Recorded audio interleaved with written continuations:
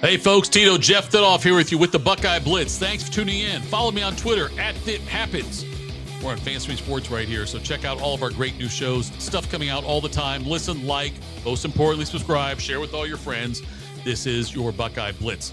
Also, if you're in Central Ohio looking for an indoor golf place, go Fishinger Road over there. Fishinger Road, Riverside Drive, Back 9 Golf. 24/7 access. Go look up Back 9 Golf. It's right there in Upper Arlington. It's close to Hilliard, close to Dublin, and great access, great facilities. Go in there. Like I said, 24/7 access. Check out Back 9 Golf, our good friends over there. My golf game will be great this year, thanks to Back 9 Golf. All right, Ohio State men's basketball team. First of all, do this. The women play tonight. I'm recording this on Wednesday.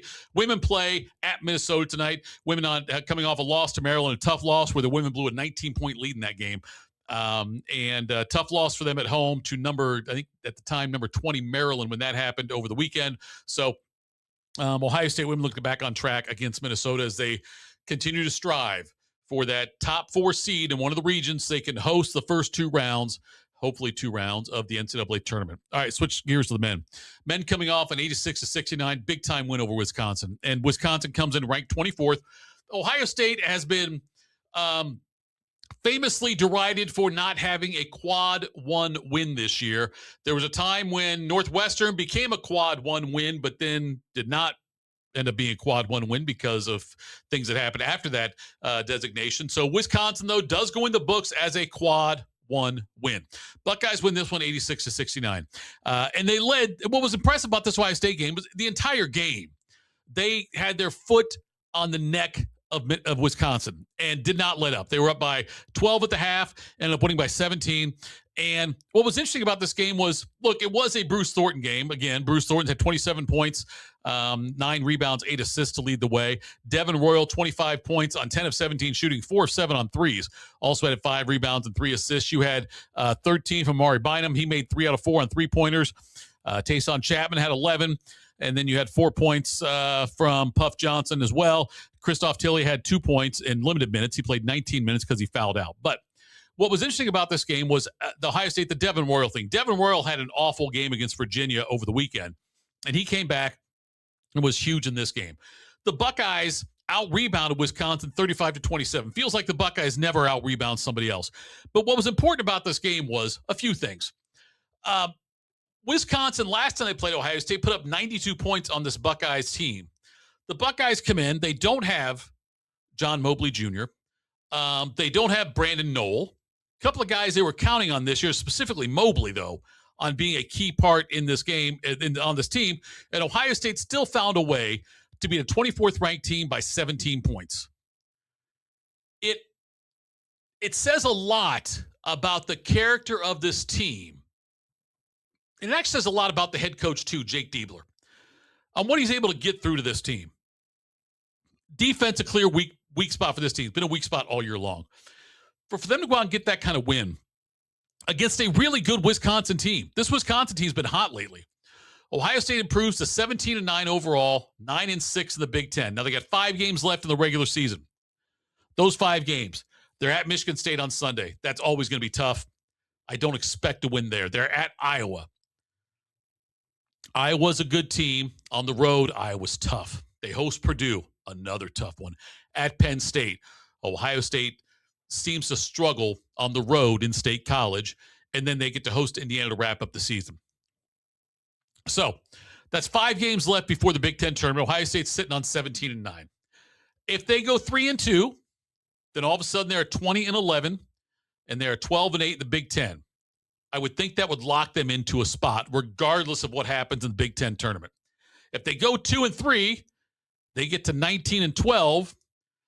They get to 11-9, and then they may have to win a tournament game in order to get in. Nonetheless, they've got a spot here. They got a shot at doing this. The old saying, they control their own destiny. They really do.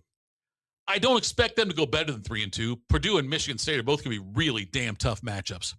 And especially Mobley now, it looks like will be out for the remainder of the regular season, maybe back for the Big Ten postseason tournament. But if Ohio State can get this kind of production, and I know that I said before, I think Ohio State's got the DNA of a Sweet 16 team. I'm not saying they will be a Sweet 16 team. I believe, though, they have the right ingredients. And I think that was on full display last night. If you had Mobley, it'd be even better. If you could have a guy you could, now granted, Ohio State shot lights out from threes. For the game, Ohio State was three-pointers. They were 11 out of 21 for 52%. Mobley wouldn't have improved that at all. Maybe it would have hurt it as well. But nonetheless, the fact that they were 52%, 11 out of 21 on threes. If they can find a way to incorporate more of these players like Royal, like Bynum, like Tayson Chapman, they need him back on the bench to come off the bench because he's a real spark plug for that team. The bench had 8 points last night, which is still pretty good for Ohio State's bench based on performances lately, performance early in the season, I should say. So Ohio State sits there now. And by the way, another big moment for Bruce Thornton. He passed Jerry Lucas and Will Buford. He now has over 2,000 points. He will end up being the all-time leading scorer at Ohio State. He will pass Dennis Hobson before the season is over. But the Buckeyes now are sitting there right now. They are tied for 7th in the Big Ten. 17-9, 9-6. They need to find a way to get 3 wins out of these next 5 games to have some kind of comfort level. Granted, a win over Michigan State or a win over Purdue would probably count as a double, but then again, a loss to Indiana at the end of the season would probably subtract by double as well. But wins either at Iowa or at Penn State would be good wins. A win at Michigan State, certainly. A win against Purdue, yes. Another one, Purdue, a top 10 team also. So there's a lot of different options for Ohio State, a lot of different ways they can still get into the tournament.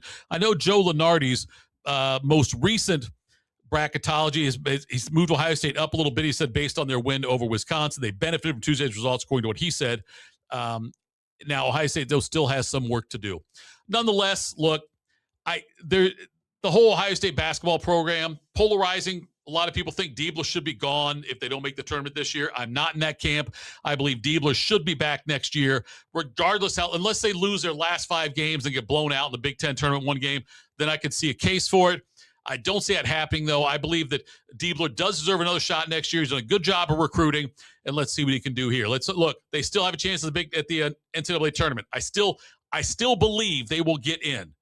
As I sit here on February 18th, I'm telling you, I still believe Ohio State's men's basketball team will be in the NCAA tournament. I also believe firmly that Ohio State women will end up hosting games in those first 2 rounds. All right, that's it for me, Jeff Thitoff. Tito, thank you for following me here at It Happens, where you can find me on Twitter. Love to talk to you on there. If you have any questions about Ohio State sports, we can do it then.